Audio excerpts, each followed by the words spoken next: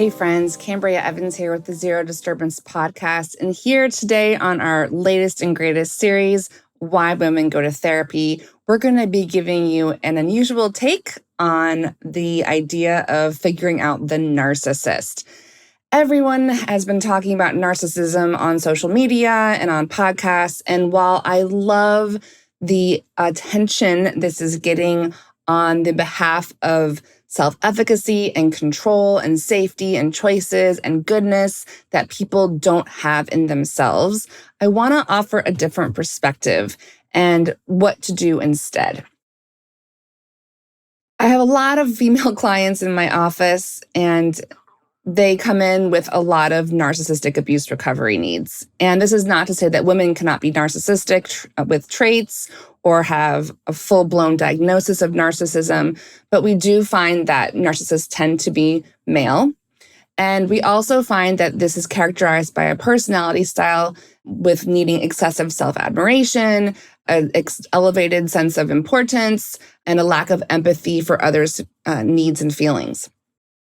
And so what happens and what that looks like in my therapy office, and what I hope to not have happening in 10 years when I'm sitting here with my clients, is this really ruminating, confusing loop that women who are survivors leaving these relationships often find themselves in, which is not being able to understand how someone could be like this, why someone could be like this. Hours and hours spent analyzing their childhood, their relationship with their mother, past trauma, right? All these explanations, all these excuses. And I'm here to tell you today that it doesn't matter. Instead of asking ourselves over and over again, why was this person narcissistic? What happened to them to make them this way? Why did they treat me this way? I want women, and if I had a magic wand, here's what I would ask you to do, to have the default response be, who cares? Who cares? Because where we give our attention creates our reality, creates our feeling state, right? And the truth is, it doesn't matter. It doesn't matter why this man was a narcissist to you or everyone else in his life. It doesn't matter that your brain can't understand his brain. Because the truth is that if you are a normal, healthy brain person with empathy and can take feedback and consider other people and have a good sense of confidence in yourself already and security that you don't need to get externally, you will never understand the experience, the brain, the life choices of a person with narcissistic traits or narcissism. You will never, ever, ever understand. And I think what's missing on these podcasts about narcissism and the books coming out is that there's this chapters and chapters explaining all the reasons why. And that interests me as a woman who has had relationships with narcissists. It interests me that we are being invited to try to understand why this person is the way they are, knowing that our brains will never, ever fully be able to comprehend or understand the darkness, the desperation, the obsessiveness, the need for control. Our nervous systems will never Venn diagram over that. So even when we have all the chapters and all the words and we've analyzed all the history about their mom and their trauma and whatever and their addictions, it doesn't feel satisfying. It doesn't feel satisfying because the bottom line is, who cares? It doesn't matter why this person is or was the way they are, right? What we want to do instead is think about the clarity that we have, not about that person, but about ourselves. If you are lucky enough to be able to identify that you are in a relationship with someone with narcissistic traits, and you are lucky enough to be able to identify that this person was this way before they met you, with their addictions, their trauma, their problems, their nastiness. And this person will continue to be this way after you have separated from this person. I would love it if the default mechanism women then went into was, it doesn't matter why he was this way. What matters is I'm out. And what matters is I get to live with the comfort of knowing that I will never be able to understand that person's heart and brain. I didn't understand it in the relationship. I will not understand it now. And I don't need to understand it because I know that if I read all the books, if I do all the analysis, it does not change my feeling state. It does not make me feel like I have more power, control, choices, and goodness. It doesn't. It doesn't. Because we don't need to spend that energy understanding that or trying to understand that. Why? I'm going to tell you why. When you are in a relationship with somebody with narcissistic traits or narcissism as a full-blown diagnosis, you spend hours, days, weeks, months, years even trying to figure out A, reality, because this person is so gaslighty, and B, trying to understand who this person is so that you can be in an interdependent, healthy relationship with them, which, by the way, is a normal brain response, which is a response they count on you having. We can make this work. Let me take your feedback, right? Let me give empathy for your trauma. Let me give empathy for your addictions. They count on you with your normal, healthy brain and your normal, healthy emotional intelligence to respond this way. It is literally part of their plan that you will stay in the relationship working your ass off because you have the empathy and the normal response that they don't have. But they know that's the glue. And once you see that you have spent all this time managing the unmanageable, trying to make someone happy who will never be happy, once you see that you've invested in this and there is no return on investment and you are lucky enough to get out, the biggest, healthiest, most beautiful thing you can do is to stop. Stop analyzing them. Stop worrying about them, thinking about them, because it doesn't matter. And you will never fully, in your emotional experience with your empathy, be able to feel and understand how that person lives in the world. Once you have realized that you have wasted all this time in the relationship and it was never going to be what they said it was going to be, they were never going to be who they presented as being, the biggest thing you can do is to let yourself know that because you are a healthy person, because you have empathy, because you are a hard worker and make healthy choices and don't have addictions, because you are all those things, you are the one who ended the relationship and gets to walk away now. Please do not spend days and weeks and months and years trying to understand that person after you have left the relationship, because your life is waiting for you. Your life is waiting for you to go get to have all the joy and the pleasure and the fun and the lightness and the peace that you didn't get to have that entire time. And it is a disservice. It is a disservice to yourself that survived that relationship. And it's a disservice to yourself now to continue to invest energy and intelligence and problem solving to figure it out. It's a disservice. And I think that what needs to be clarified is that, yes, we should know what narcissism is because we need to be able to know, A, it exists, and B, we need to be able to identify it so we can get the hell out because we know this is a dead-end road of misery, right? We need to know these things, but that's where it stops. That is where your investment in this dark, miserable project needs to end. Because guess what?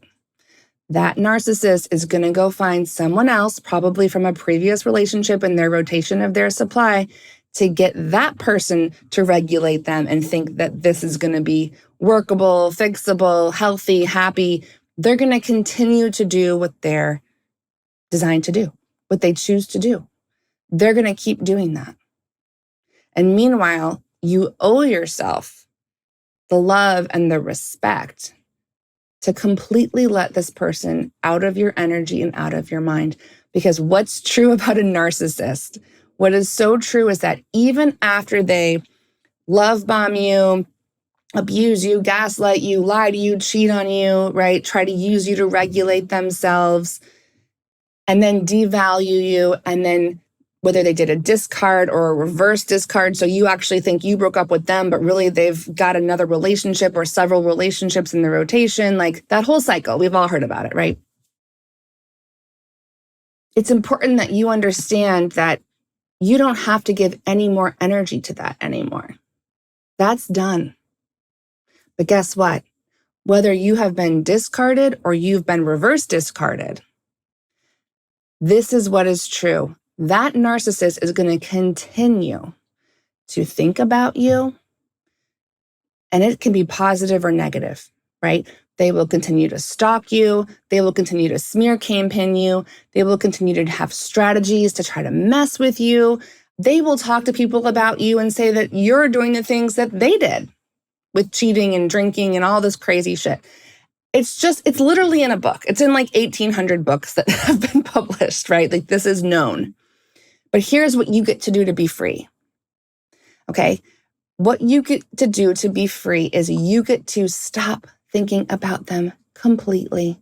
Because whether you give someone the positive attention from the relationship or the negative attention of the breakup and the rumination, you're still connected to this person energetically.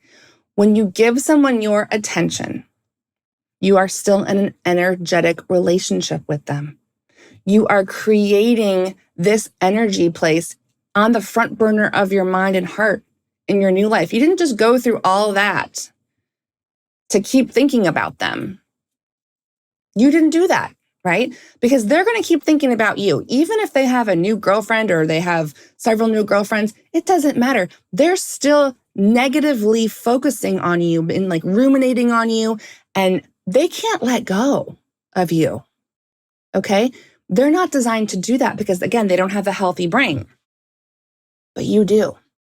And it's important that you remember that you and that person could not be more different. Do not give them any more of your attention because they never deserved it in the first place. They never did. If you have been given multiple books on narcissism, read a couple of pages, understand what you've been through to validate yourself, because we can come out of these things feeling pretty crazy, because that's what they're designed to do, to make us not trust ourselves and see things clearly, make us think we're the problem.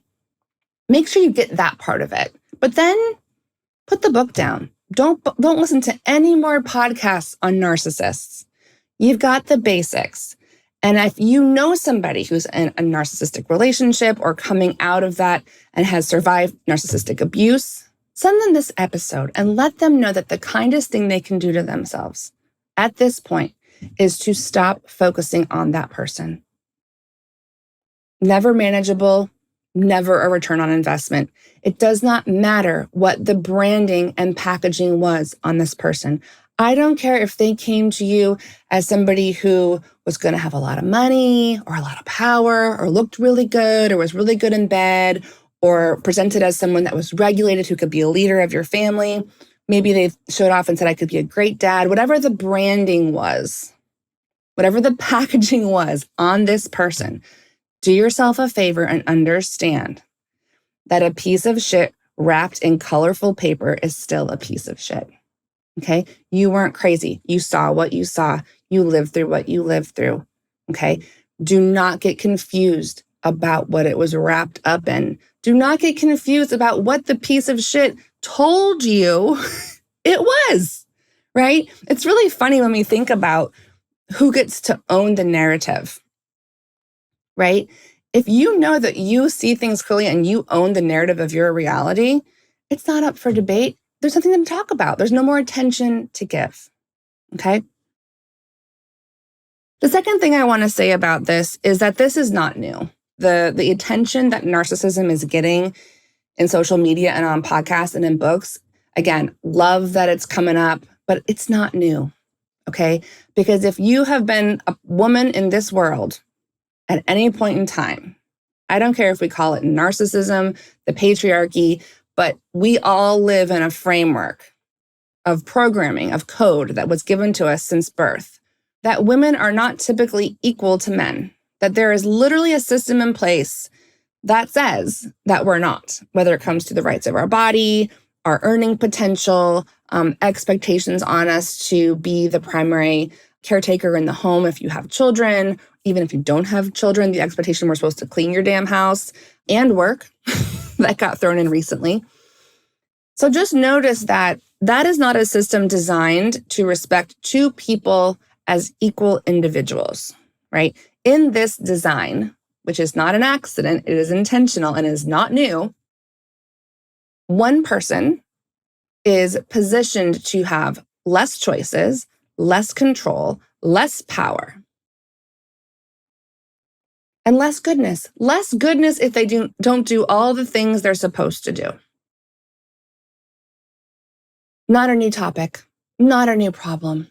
And I think what has changed over decades and decades of feminism in the 1900s with the right to vote, the right to have a credit card, the right to have a business loan, the right for a no-fault divorce, all of our rights in terms of, our bodies that were then changed recently.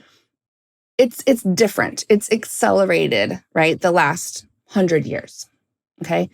But this is not a new issue. This is the patriarchy that women have lived in for hundreds and thousands of years. And so notice that we can call it narcissism, we can call it patriarchy. I don't care. But it's not new. It's not new. And I think what excites me, what I hope comes out of all this is the space and freedom women will have to know that I'm not investing my attention or energy into this as an investment because I'm not going to get anything back. And I think it's interesting that women can also take all that energy and curiosity and interest and focus it back to themselves. And what do I mean by that? One of the coolest things about EMDR that I love for all topics for women, but especially narcissistic abuse recovery, is when women realize that their positive beliefs of self get to belong to them, that they get to be self-led in all parts of themselves.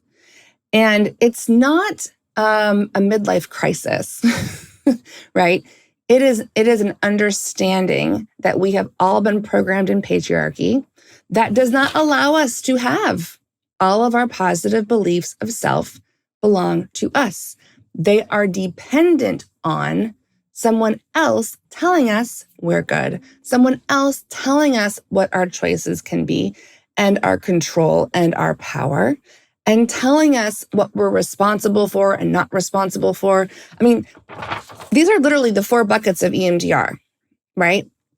We stole these from CBT, so we're not going to take credit for this. But what's important about this is that when we take a negative belief like I am bad, I should have done this, I'm not safe, like when we take that and shift it with EMDR into the positive belief, which is the opposite, right? We don't just feel this in our cognitive mind, it actually becomes true in our bodies. And then what happens is we look around and say, wait a minute, I don't actually get to be safe now as a woman. I know that's a positive belief on the, EMDR sheet that we stole from CBT, but the stats are the stats. Like, women don't actually get to go out in the world and be safe because 1 in 3 of us are going to experience this and 1 in 6 of us are going to experience this. And if it hasn't happened to me, it's going to happen to 2 of my friends or has already, right? There is this incredible awakening around the narcissistic framework we live in, the patriarchal framework we live in, right? Which is where we're told, no, you're safe. Why are you anxious? Of course you're safe when we know that we're not. We have evidence of that, whether we've lived it or we see the numbers, right? Or even owning our own goodness. I did a whole episode on this earlier in the series. It's like, we don't even get to feel like a whole ass person. A lot of us, I just turned 45 and I just finished my divorce. When I was growing up in the Midwest, I was told by lots of people, this was normal programming, that I will feel complete when I am married with kids. Now, y'all, I love my kids and I would die for my kids. They're incredible people. But the idea for a girl to think, I don't get to have a complete life and a happy life and be a whole ass person until I do these two things, it puts girls in a position where their power is taken away. I don't get to be powerful with my choices when I think I have to do this and this and this. I don't get to feel whole or good until I've done this, this, and this. What are these instructions we're giving people? And it's fascinating to me. I'm like so excited about the declining birth rate right now. I'm so excited that women have figured this out and they're just like, I don't get to choose about my own body. This is the selection available to me. I'm not going to get married because I am a whole ass person, because I already know that I have my positive beliefs of self. I don't need to get them in a relationship because I feel that in my body. Women now are getting this. EMDR can be revolutionary for those of us that have survived narcissistic abuse in a relationship, in our homes, in our family of origin. And I love doing that work with my female clients. It is like the most exciting part of my job.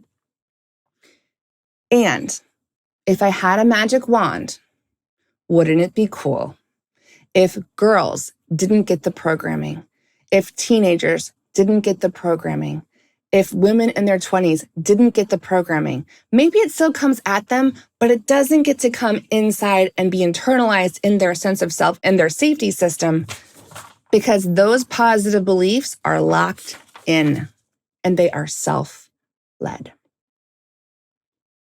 I want to say one more thing about narcissism that I don't like, that I want people to stop doing immediately. If one more therapist tells one of my patients, well, you were in that narcissistic relationship because you were trauma bonded. Everyone stop saying this immediately. Why? Because you are giving responsibility to the victim for being tricked, conned, abused, and gaslit. And if you tell someone, well, this happened to you because you're trauma bonded, I want you to know that you are part of the problem, that you are part of the patriarchy, that you are no different than someone who hears that a woman has been sexually assaulted and asked her, well, how much did you drink? And were you by yourself on the street? And what were you wearing? You are no different. Because I don't care if somebody was, groomed or conned or whatever. I don't care if they have a trauma history or not. I don't care if they have a part of them that's connected to that person when they're kind and a part of them that pulls away and wants to get away when that person's awful and shows their real self when the masks drop. That is not on the victim. That is the design of confusion of a perpetrator. So I hope that these three things that I've talked about today make sense. They make sense to me. And I recently told somebody in a conversation last week, I said, if I'm sitting in this chair in 10 years and working on the same damn themes for women that I have seen day in and day out, that I have lived through in my personal life with myself or my friends, if I have the same themes for women in terms of their negative beliefs being programmed in a certain way by society or being manipulated in a relationship by a narcissist, I'm gonna lose my mind. I am not gonna be 55 years old sitting here having the same conversations. And so what am I doing? I'm coming on this podcast and I am telling everyone to wake up and cut the crap. Lovingly, I'm saying that for all of you to consider that with me, because we can really make this different. We can make the reasons why women go to therapy completely different. Women could be coming to therapy to expand positive beliefs of self and expand resources, not desensitize trauma in a world that's designed to make them have trauma. by allowing trauma to continue to happen, right? So with all of that being said, I hope this episode has been meaningful for you, has been thoughtful for you. If you know a therapist who is using this language, please send it to them. I would love to hear from them. I get lots of emails and feedback about these episodes. If you are a woman who has been through a narcissistic relationship, I hope this makes sense and feels helpful to you. And I hope it inspires you to go live your damn life. Your life's been waiting for you, girl. It has been waiting for you to enjoy it and have all the pleasure and all the fun and actually be in spaces with people where you get to actually feel yourself and how amazing and light and lovely and empathic and emotional you are. All of your goodness. I hope that you put your energy into finding spaces where all of those things become so evident and obvious for you because you deserve it. And I look forward to being with y'all next time here on the Zero Disturbance podcast. In the meantime, be well.